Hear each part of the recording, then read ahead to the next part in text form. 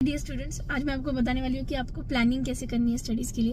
तो कभी कभी मेरे पास स्टूडेंट्स आते हैं पूरे साल भर का प्लानर लेके, तो मैं उनको हमेशा बोलती हूँ कि ये टाइम पास करने से तो बेटर है कि आपने अगर 1 घंटा प्लानिंग में लगाया है तो उससे बेटर तो एक चैप्टर तेरा रिवाइज हो जाता भाई। तो साल भर का प्लानिंग करने से कोई मतलब नहीं बनेगा। तो आपको प्लानिंग कैसे करना है, आपको बस सिंपल इतना रखना है कि मैं आज के दिन के लिए क्या क्या कर सकता हूँ, वो भी ओवर टारगेट नहीं देना है खुद को।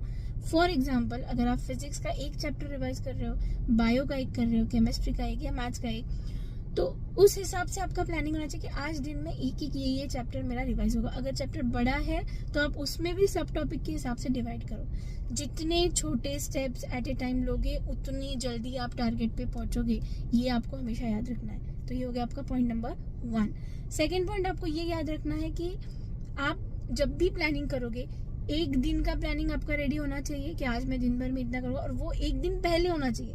मतलब आज रात को मैं प्लानिंग करूंगी कि अगर मुझे कल कुछ पढ़ना है तो। सेकंड, आपको ये याद रखना है कि आपको दूसरा प्लानिंग जो आपकी वीकली होना चाहिए। तो एक रहेगा आपका डेली प्लानिंग और दूसरा रहेगा वीकली प्लानिंग, कि इस वीक में मुझे इतना इतना टारगेट फिनिश करना है। तीसरी चीज आपको याद रखनी है कि आपको हर वीकेंड में, ये वीकेंड हो या वीकडेज में हो, एक दिन आपको देना है पुराने चैप्टर्स के लिए। तो एक दिन आपका डेफिनेटली वेस्ट जाने वाला है। वेस्ट नहीं, नए चैप्टर के हिसाब से नहीं होगा, वो पुराने चैप्टर के लिए, रिवीजन के लिए होगा। बस ऐसी प्लानिंग करते जाओ, छोटे छोटे स्टेप्स लेते जाओ। All the best, take care, bye.